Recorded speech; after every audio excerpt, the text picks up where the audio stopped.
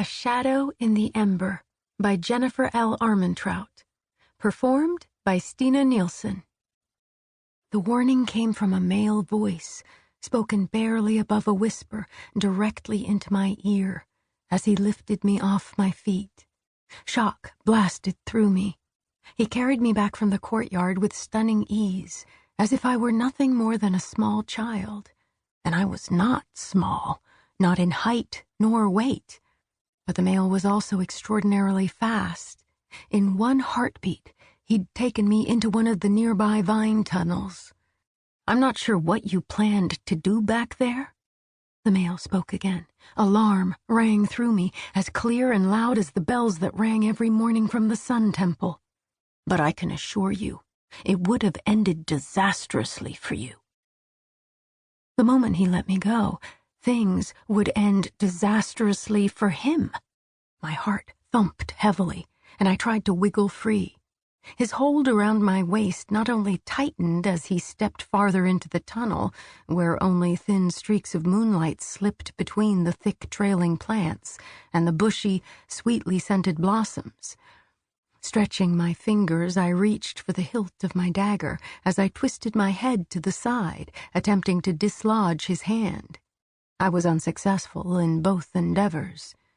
Panic-laced frustration burned through me.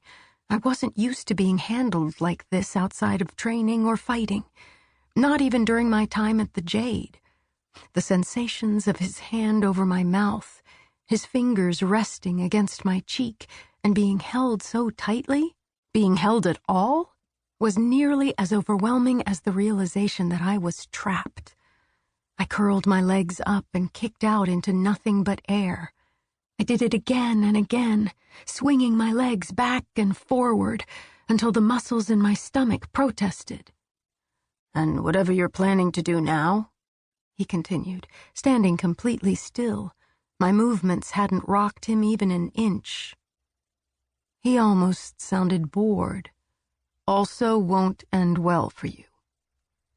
Breathing heavily against his hand, I allowed my body to go limp so I could think.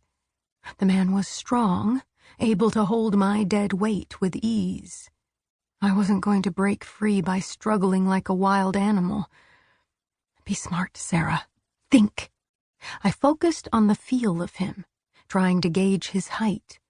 The chest pressed against my back was broad and hard, and cold, as was the hand against my mouth. It reminded me of how my skin felt after entering the lake. I shifted, drawing a leg up to run my booted foot down his leg, to find where his knee was. "On second thought," his voice was full of smoke, a decadent drawl, as I drew my foot up the side of his leg.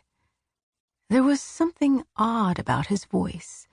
It had a shadowy lilt that struck a chord of familiarity. "I am thoroughly interested in exactly what you're attempting to do." My eyes narrowed as fury eroded the panic.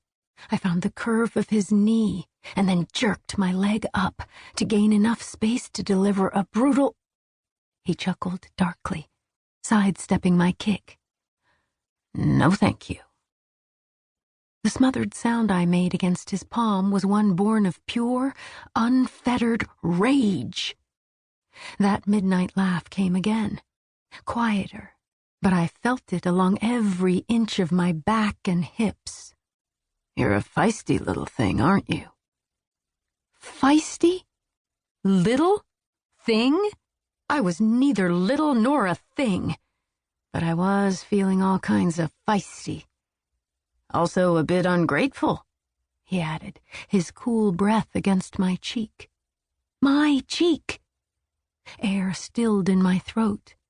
My hood had slipped back in my struggle, not nearly covering as much of my face as it normally would.